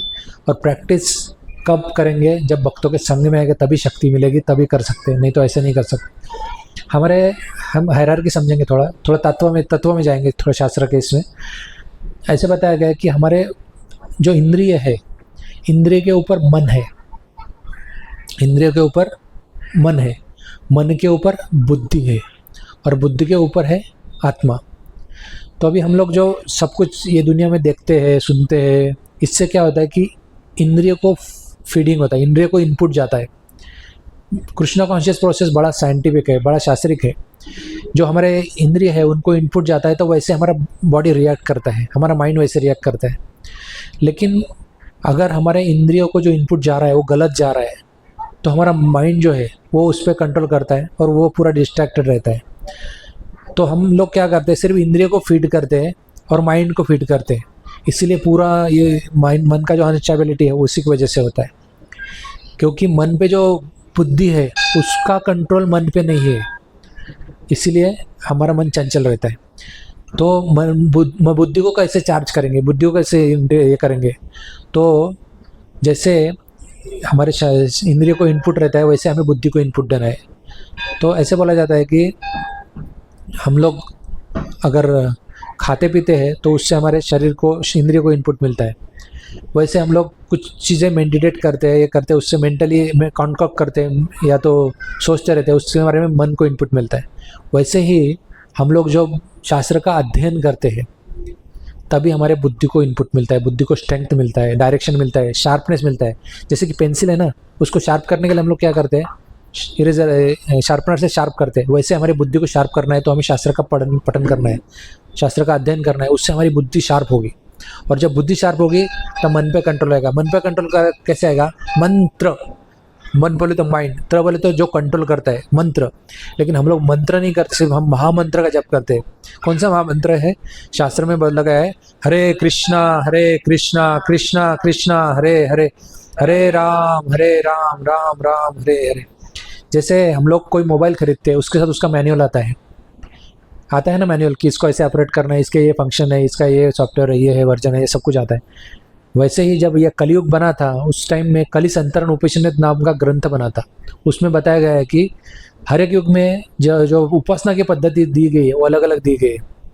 जैसे सतयुग में अलग जंगल में जाके लोग तपस्या करते थे, द्वापर युग में अलग पद्धति है, त्रेता युग में अलग पद्धति है, यज्ञ था और मूर्ति पूजा थी, ऐसे अलग अलग। वैसे कलयुग जब बना उस टाइम में कलयुग के लिए बोला गया है कि हरेर नाम एव केवलम कलो नास्तेव गतिरन्यथा। हरि का नाम लेने से, हरे कृष्ण महामंत्र का जप करने से ही एक युग में हमें भगवान की प्राप्ति होगी। हमारा जो साथ, आप सभी मंत्रों का, दुनिया के सभी मंत्रों का जप कर लो, ये मंत्र हरे कृष्ण महामंत्र में इंक्लूडेड है। ये ऐसे बोला गया है कलि संतरण उपनिषद में। तो आपको कोई दूसरा आप कर सकते हैं, करने को किसी को बंधन नहीं है, लेकिन ये करने से सभी मंत्रों का ऑटोमेटिक आपको फल मिल जाता है। और ये मंत्र था जो हरे कृष्ण महामंत्र था, ये पहले ऐसे था, हरे राम राम राम हरे हरे, हरे कृष्ण कृष्ण कृष्ण हरे हरे, ये ऐसे मंत्र था। लेकिन ये मंत्र को बहुत नियम थे, और ये मंत्र से उच्चारण में कोई अगर गलती हो गई तो उसको पाप भी लगता था। लेकिन चैतन्य महाप्रभु 500 साल पहले आए, उन्होंने ये मंत्र को रिवर्स किया। जो भगवान है खुद वो आए, इन्होंने इस मंत्र को रिवर्स करके इसके सभी नियम निकाल दिए। और इसको पहले ऐसा ये था कि ये सिर्फ ब्राह्मण लोग ही जप कर सकते थे, लेकिन उन्होंने इसका वो भी नियम निकाल दिया कि हर एक व्यक्ति ये जप कर सकता है, कोई भी अवस्था में कर सकता है। मैं देखता हूँ फॉरेन में लोग हैं, इतना ठंड रहता है, माइनस में हम रहते थे, वहाँ पे -40-50 डिग्री टेम्परेचर रहता था। तो ये फॉरेनर्स लोग ये कुछ नहाके वगैरह रोज़ नहाते नहीं है, महीने में एक बार, 8 दिन में एक बार, 10 दिन में एक बार ऐसे नहाते। तो वो लोगों को ये नियम चल नहीं सकते, तो उनको वो लोग क्या करते हैं, हाथ पैर धोते हैं और वो ऐसे ही जप करते हैं। लेकिन आइडियली है, अगर पॉसिबल है तो हमें सब कुछ क्लीन रह के सब कुछ करना। लेकिन ऐसा नहीं है कि अगर हम नहा नहीं सकते तो जप नहीं करना, ऐसा नहीं है, कोई भी अवस्था में जप कर सकते हैं। तो मंत्र, महामंत्र का जब जप करेंगे तो ऑटोमेटिक माइंड पे कंट्रोल आएगा, माइंड पे कंट्रोल आएगा तो मन शांत रहेगा, और शांत रह के हम लोग फोकस चीज़ कर सकते हैं। जैसे कि सूरज की किरणें होती है ना, उनमें बड़ी शक्ति होती है, लेकिन उनको जब हम लेंस से एक साथ करते हैं तो किसी को बर्न करने की भी शक्ति रखते हैं। वैसे ही मन बड़ा पावरफुल है, जितना डिस्ट्रैक्टेड है उतना उसका शक्ति कम है, लेकिन जैसे ही वो फोकस रहता है तो कुछ भी कर सकता है। माइंड में इतनी पावर है, तो वो कब फोकस रहेगा? महामंत्र के जप से ही होगा। और जितना इंटेंसली हम फोकस करके जप करेंगे उतना उसका फल मिलेगा, उतना तुरंत हम देख सकते हैं शांति रहा, ऑटोमेटिक पीस ना आएगा माइंड में। और जो व्यक्ति पीसफुल है ना, उसको देख के ऑटोमेटिक आनंद आएगा, वो उसको देख के ही सुख मिलता है ऑटोमेटिक। वो खुद को भी सुख रखता है और दूसरों को भी सुख देता है ऐसे। ठीक है, हम और डिस्कस करेंगे बाद में, पहले हम हमारा जो टॉपिक है उस पर आगे आएंगे। Is that okay? ओके। तो हनुमान जी ने सिंह का जो इंद्रिय को प्रिजन करते हैं उसका वध कर दिया और आके निकल गए। उसको ये करके जैसे आगे निकले तो जैसे लंका में पहुंचे हनुमान जी, तो वहाँ पे लंकिनी नाम की राक्षसी थी, वो लंका को गार्ड कर रही थी, लंका को रक्षा कर रही थी। उसने हनुमान जी को रोक दिया, बोले ये रावण की लंका है, सोने की बनी हुई, यहाँ पे मंकी को आना अलाउड नहीं है, जाओ तुम वापस नहीं आना। हनुमान जी बोले मेरे भगवान की सेवा में ये वादा बन रही है। उसको एक लगा के दिया, उसको ऐसे लगा के दिया कि वो गिर गई, और गिर गई तो उसको याद आ गया, उसको ब्रह्मा जी का वरदान था, वो भी एक ये थी अप्सरा थी, उसको शाप मिला था कि तुम राक्षसी बन जाओ। तो उसको याद आ गया। उसको वो बोलती है कि मेरे को ब्रह्मा जी का वरदान है कि मैं जब तक कि लंका का पतन होगा तब तक मैं राक्षसी बन के यहाँ रहूँगी। लेकिन लंका का पतन कब शुरू होगा? तो हनुमान उनको वो लंकिनी को बताया गया था ब्रह्मा जी द्वारा कि जब भी कोई मंकी आएगा और तुम्हें स्लैप करेगा तभी ये लंका का पतन शुरू हो जाएगा। तो वो हनुमान जी को बोलती है मुझे ब्रह्मा जी ने बताया कि जब भी मेरे को मंकिया के स्लैप करेगा तब यहाँ का पतन शुरू होगा। तो हनुमान जी को बड़ा इंकरेजमेंट मिलता है कि ये मैं सही ट्रैक पे हूँ, मदर सीता को ढूंढने के लिए आया हूँ, तो यहाँ पे बराबर चल रहा है। वैसे कि भक्त के जीवन में बहुत बार कोई बाहर से आके भी व्यक्ति बोलता है अरे तुम इतना अच्छा काम कर रहे हो, यही करते रहो। हमें खुद को नहीं लगता है, हम गलती करते रहते हैं, लेकिन उसमें हमें एनकरेजमेंट बाहर से ऑटोमेटिक आ जाता है। एक बार मैं जब स्टूडेंट था तो मेरे को हॉस्टल में बहुत नया था, मैं भक्त बनना था जस्ट, और मैं जपा शुरू किया था। और मैंने कुछ लोगों को ऐसे बात करते हुए देखा तो उन्होंने बोला अरे तुम तो कितना अच्छा करते हो, हम तो इतना टाइम वेस्ट करते हैं, मूवी जाते हैं, ये होटल रहते हैं, ये करते हो, तुम तो कुछ नहीं, बाहर खाते हो और भगवान का नाम करते रहते हो। वो मुझे खुद को ही अच्छा लगा कि मतलब बाहर से भगवान हमको प्रेरणा देते हैं, बाहर के लोगों से प्रेरणा देते हैं। हम कुछ गलत नहीं कर रहे, हम लोग अच्छा ही कर रहे, तो ये बाहर से प्रेरणा आती है। तो वैसे ही हनुमान जी को प्रेरणा आई लंकिनी से। तो वैसे ही जब भी सेवा करते हैं तभी कोई भी हमें इनकरेज करेगा तो हमें समझना है कि वो भगवान हमें दूसरे के थ्रू प्रेरणा दे रहे हैं, ये हमें समझना है। ये पास्ट टाइम में ऐसे बोलते हैं। तो प्रभुपाद जी भी जब इस्कॉन संस्था का स्थापना किए तो शुरू में बहुत स्ट्रगल किए प्रभुपाद जी, बहुत स्ट्रगल हुआ। जैसे जितना स्ट्रगल होने के बाद भी प्रभुपाद जी को जब भी ज़रूरत था तभी बराबर इंकरेजमेंट आते गया। प्रभुपाद जी को राइट लोग मिलते गए। प्रभुपाद जी एक साल भर भक्तों के लिए सबसे बड़ा चीज़ जो है वो है उसको पेशेंस रहना चाहिए। वो जब पेशेंस रहता है तो ऑटोमेटिक भगवान सब कुछ प्रोवाइड करते हैं, सब चीज़ आती है ऑटोमेटिक। भक्त के जीवन में चीज़ें वेट करती रहती है कि ये कब मेरे को सेवा में लगाएगा, ऐसे रहते हैं। अभी हम लोग प्रचार के लिए भी जाते हैं ना, बहुत बार हम सोचते हैं कि अरे कैसे किसी को अप्रोच करेंगे, स्पेशली बुक डिस्ट्रीब्यूशन के लिए जब जाएंगे ना तो ऐसे सोचेंगे कौन लेगा क्या नहीं लेगा, और लोग वेट करते रहते हैं।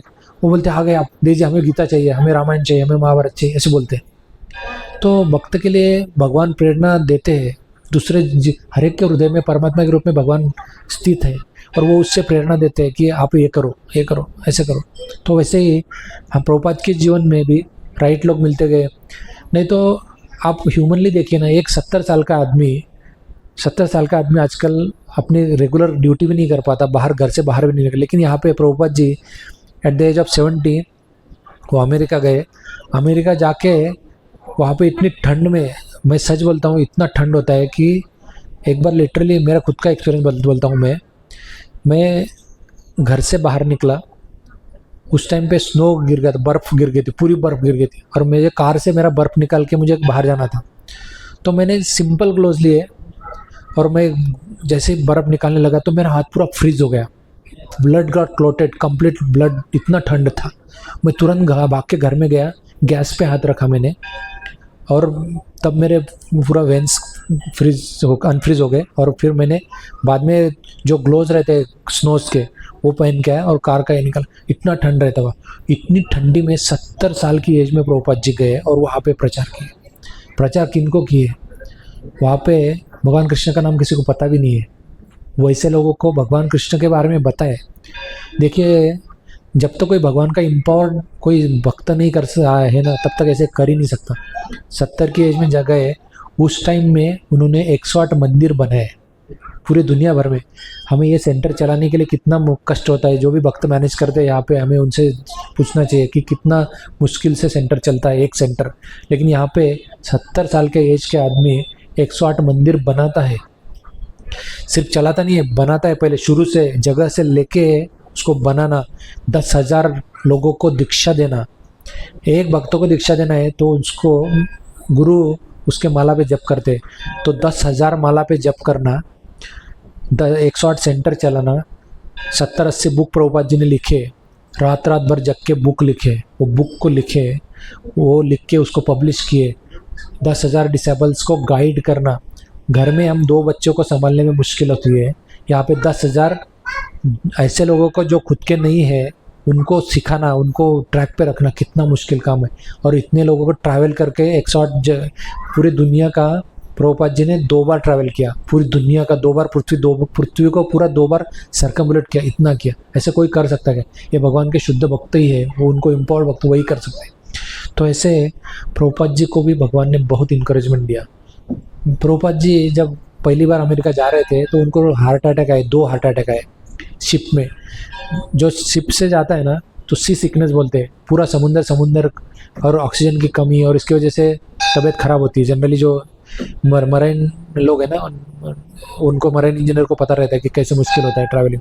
प्रभुपाद जी को भगवान खुद आए, उनको वो सिचुएशन निकाल के एक किया। प्रभुपाद जी जब भारत में थे तो उन्होंने अपनी कमेंट्री लिखी थी भगवत गीता की, और कमेंट्री लिखी पेपर पे लिखी, सिंपल ऐसे पेपर पे लिखी। और उनकी वाइफ को एक रद्दी वाला आया और वो रद्दी वाले को उनकी वाइफ ने बेच दिया पूरा। एक कोई व्यक्ति है गीता का पूरा कमेंट्री लिखता है। गीता में 700 श्लोक है, 700 श्लोक के आप कब अगर भगवत गीता देखोगे, हमारा इतना बड़ा भगवत गीता है, इतना बड़ा बुक कोई हाथ से लिखा है, उसकी वाइफ उसको बेच देती है। वो कितना डिस्करेज होगा, कितना उसको प्रॉब्लम होगा। वो बुक का कमेंट्री पूरा बेच दिया है प्रभुपाद जी, फिर भी प्रभुपाद डिस्करेज नहीं हुए। भक्त ने कभी डिस्करेज नहीं होना है। यहाँ पे जैसे हनुमान जी कंटिन्यूसली अपना इसमें मिशन में, वैसे बाद में एक पर्टिकुलर स्टेज के बाद भगवान प्रोवाइड करते हैं जो भी चीज़ें सेवा के लिए चाहिए, वो सब कुछ प्रोवाइड करते हैं। तो हनुमान जी को भी लंकिनी द्वारा भगवान ने प्रेरणा दी कि तुम जो कर रहे हो सही कर रहे हो। फिर हनुमान जी आगे आगे जाने लगे। आगे जैसे जाने लगे वैसे मदर सीता को ढूंढने के लिए अभी जा रहे, तो अभी लंका में हर जगह पे पहरा है। तो हनुमान जी ने क्या किया, एक छोटे कैट का रूप लेके घूम रहे, पूरे लंका में घूम रहे। तो एक बड़ा सुंदर महल दिखा उनको। वो जो महल दिखा वो देख के उनको लगा कि ये राजा का ही होना चाहिए, रावण का ही महल होना चाहिए। और जैसे ही उन्होंने देखा वो महल सच में इसका ही था। कितने बजे एंड करना है हमें? 8 o'clock।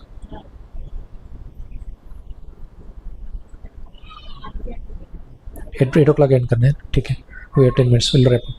तो जैसे ही देखा सीता का उनके पास ना फोटो था ना कुछ पहचान थी। कैसे पहचानेंगे? देखिए, एक व्यक्ति को दूसरे व्यक्ति को ढूंढने को भेजा गया है, उसके पास उसका फोटो नहीं है, कुछ नहीं है, कैसे ढूंढेगा? कितना मुश्किल है। आजकल हमारे पास फ़ोन है, फ़ोन रह के भी हम लोग व्हाट्सएप में फ़ोटो भेजते हैं, ये व्यक्ति है, इससे मिलो, वो मिलो। उस टाइम पे तो कुछ नहीं था।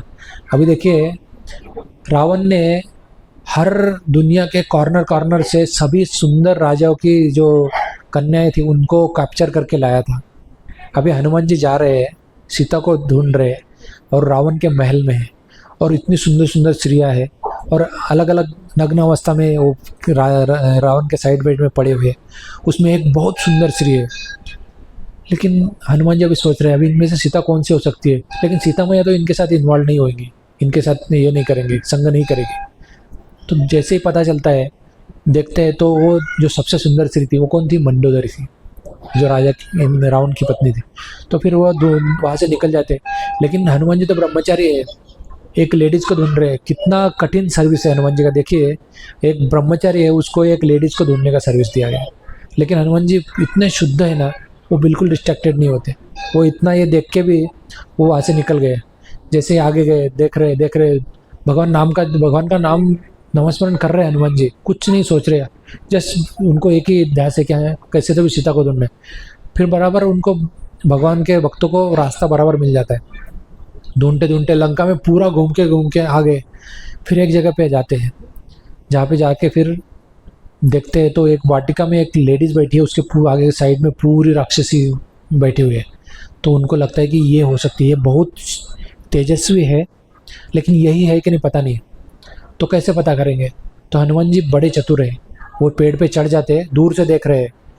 जब तक श्योरिटी नहीं होगी ये सीता ही है, तब तक कुछ नहीं करना है। जो मिशन पे आए हैं वो मिशन में कुछ भी डिस्टर्ब नहीं करना है। एक शांति से एक जगह पे बैठ के देख रहे हैं। फिर देख के सीता को ऑब्जर्व कर रहे दूर से। फिर एक ये रावण जो उन्होंने देखा था वो आता है, उधर आता है, मदर सीता को धमकाता है, बोलता है मेरे साथ तुम शादी करो नहीं तो मैं तुम्हारे टुकड़े करके तुम्हें खा जाऊंगा, ऐसा बोलता है। इतना है क्रूर रहता है। मदर सीता बोलती है तुम मुझे टच भी नहीं कर सकते। वो ग्रास लेती है तो तुरंत डर जाता है। ऐसे बोला जाता है कि जो स्त्री का सतीत्व है, चेस्टिटी है, वो इतना पावरफुल रहता है कि वो किसी को भी भस्म कर सकता है। इसलिए स्त्री के इसको चस्टिटी को बहुत, सतीत्व को बहुत कीमत दी जाती है, इसलिए स्त्री में बहुत पावर होती है हमारे। इसलिए सनातन संस्कृति में स्त्री बहुत पूजनीय है। तो कभी अगर टाइम मिला तो सतीत्व के बारे में डिस्कस करेंगे, कौन सी सती हुई है, क्या हुआ है, लेकिन आज सिर्फ मदर सीता के बारे में चर्चा करेंगे। तो हनुमान जी साइड से देख रहे हैं, हनुमान जी देख रहे हैं कि रावण धमका के चला गया, ये करके चला गया, फिर भी वो डिस्ट्रैक्ट नहीं, तो उनको परफेक्ट भरोसा हो जाता है कि ये सीता ही है। साइड की जो ये है राक्षसी, वो भी समझा रहे कि तुम रावण को एक्सेप्ट कर लो, ये कर लो, वो कर लो, हमारे राजा है, इन्होंने इतना ये किया है, हर इस पे उनका कब्जा है, सभी देवी देवता उनके किचन में सब कुकिंग करते हैं, जो इंद्र है वो उनके फ्लैग संभालते हैं, इतना वो समझा दे। फिर भी मदर सीता बोलते नहीं, मेरे जो राम है वो सबके किंग है, सबके बॉस है, उनसे अभी भी आपके राजा को बोलो उनको शरण में आ जाओ, वो माफ़ कर देंगे, वो बड़े दयालु है। तो फिर उनको समझ में आता है कि राक्षसी को कि ये कुछ बदलने वाली है नहीं, और हनुमान जी को परफेक्ट भरोसा हो जाता है कि यही मदर सीता है। तो अभी एक मंकी है, मंकी रूप में कैसे जाएंगे मदर सीता के सामने? मदर सीता को विश्वास कैसे, सीता को विश्वास कैसे हो जाए कि मैं भगवान का दूत हूँ? तो हनुमान जी बड़े चतुर है, वो एक गाना गाते हैं जिसमें वो भगवान राम और सीता के बारे में गुणगान में गाना गाते हैं। तो जैसे ही गाना गाने लगते हैं वो इतने मधुर इसमें गाते हैं और इतना रियलिस्टिक रहता है कि मदर सीता को विश्वास हो जाता है कि ये कोई राम का भक्त ही है, ऐसे ही यही गाना गा सकता है ऐसे। तो वो सुनने के बाद तुरंत हनुमान जी उनके सामने प्रकट हो जाते हैं। जब भी उनको विश्वास हो जाता है कि मदर सीता भी नॉर्मल है, तो सीता नारायण के सामने प्रकट हो जाते हैं, और सीता को फिर भगवान राम का अंगूठी रिंग दिखाते हैं, और वो मैसेज देते हैं कि भगवान राम आपको लेने आ जाएंगे, या तो आप मेरे पीठ पे बैठो, मैं आपको तुरंत वापस लेके जाता हूँ। सीता बोलती है ये मेरे हस्बैंड का इंसल्ट होगा। देखिए एक पत्नी को पति पे कितना विश्वास होता है, कितना ये होना चाहिए। वो बोलती है मेरे स्वामी खुद आके लेके जाएंगे तभी मैं जाऊँगी, नहीं तो मैं यहाँ पे प्राण त्याग कर दूँगी, ऐसे बोलते सीता जी। और इसमें मेरे भगवान, मेरे स्वामी का ग्लोरी है। पति पत्नी का एक दूसरे के प्रति रिस्पेक्ट, विश्वास इतना अटूट होना चाहिए कि कुछ भी हो जाए वो दोनों को इतना रिस्पेक्ट करना चाहिए कि बाहर का कोई भी कुछ भी बोले तो वो उनको अलग ना कर सके या उनका डिफरेंस नहीं कर सके। इतना विश्वास मदर सीता को भगवान राम पे था, राम को सीता के ऊपर था। तो मदर सीता मना कर देते हैं, बोले नहीं आएंगे, आप उनको बोलो कि आप खुद आए और हमें ले जाए, रिस्पेक्टिवली ले जाए, हम रिस्पेक्टिवली जाएंगे, ऐसे बोले। तो जैसे ही मदर सीता ऐसे बोलते हैं हनुमान जी को बहुत अच्छा लगता है। फिर हनुमान जी पूछते हैं कि मैं कैसे प्रूफ दिलाऊंगा राम जी को कि मैं आपसे मिला? तो वो अपना एक मनी निकाल के देती है, अपने इसमें से ज्वेल निकाल के देती है, और फिर हनुमान जी वो लेके जाते हैं। तो जाने से पहले हनुमान जी क्या करते हैं कि बोलते हैं मुझे अभी रावण का इसमें चेक भी करना है कि उसका स्ट्रेंथ कितना है, उसका कैपेसिटी कितना है। तो हनुमान जी को अभी बहुत दिन से आए रहते तो उनको भूख भी लगा रहता है। तो वाशुक वाटिका में फल खाते हैं, फल खा के थोड़ा सा फल, मंकी बोले तो क्या है, मंकी का बिहेवियर कैसे रहता है, थोड़ा आतंक करना है, थोड़ा सा मस्ती करना है, तो जंप करते हैं, अलग अलग पेड़ को तोड़ते हैं, ये करते हैं। जैसे ही पता चलता है रावण के सैनिकों को कि कोई तो आया है मंकी और ये कर रहा है, तो तुरंत आ जाते हैं पकड़ने को। तो उनका जो सेनापति रहता है प्रस्थ, वो बहुत पावरफुल रहता है, वो आता है हनुमान जी पे अटैक करता है, हनुमान जी उसको तुरंत ख़त्म कर देते हैं। फिर उसका लड़का है जो आता है, जम्बूमाली नाम का उसका लड़का है, प्रस्थ का लड़का जम्बूमाली, वो भी बहुत शक्तिशाली रहता है। वो अपने 80,000 सैनिक लेके आता है हनुमान जी को पकड़ने। तो वो जम्बूमाली क्या करता है, अपना बड़ा रूप बनाने में राक्षसों को अलग अलग सिद्धियाँ प्राप्त रहती है, वो उस सिद्धि से क्या करता है, अपना खुद का रूप बहुत बड़ा बनाता है।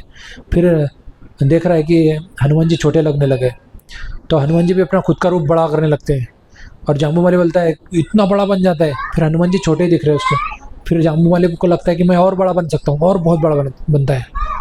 फिर उसके फुल कैपेसिटी में आने के बाद फिर वो उसको लगता है अभी मैं हनुमान जी से लड़ूंगा अभी पूरे कैपेसिटी में।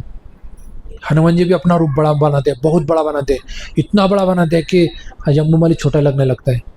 तो जैसे ही जम्बूमाली अपना आँखें खोलता है तो उसको सिर्फ 2 नारियल की तरह दिखते हैं। तो वो देखता है क्या है, तो हनुमान जी ऊपर से बोलते हैं जम्बूमाली मैं यहाँ हूँ, वैसे बोलते हैं। तो जम्बूमाली को हनुमान जी के सिर्फ नहीं दिखते हैं, और हनुमान जी इतने बड़े हो जाते हैं उससे। और फिर जब तक जम्बूमाली बड़ा हो जाए उससे पहले जम्बूमाली का 80,000 सैनिक को पूरा ख़त्म कर देते हैं। हनुमान जी, और फिर जम्बू माली को भी मार देते हैं। और फिर जैसे ही ये न्यूज़ जाती है रावण के दरबार में, तो जो अर्जुन रावण का सन जो है इंद्रजीत, वो अपना नागपाश बेचता है। तो वो नागपाश को रिस्पेक्ट करने के लिए हनुमान जी बन जाते हैं, और बन जाने के बाद आते हैं तो रावण को बोलते हैं कि मैं राम का मैसेंजर हूँ, और मैसेंजर को ऐसे बांध के नहीं रखते, आप मेरे को ऐसे बांध नहीं सकते। मैसेंजर को आसन दिया जाता है। रावण बोलता है कि ये मंकी के लिए आसन नहीं है, ये आदमियों के लिए, ये बड़े रिस्पेक्टेड लोगों के लिए हम आसन देते। तो हनुमान जी अपनी पूंछ बना के, अपना आसन बना के रावण के सीट के साइज में बैठ के उससे बात करते प्राइवेटली।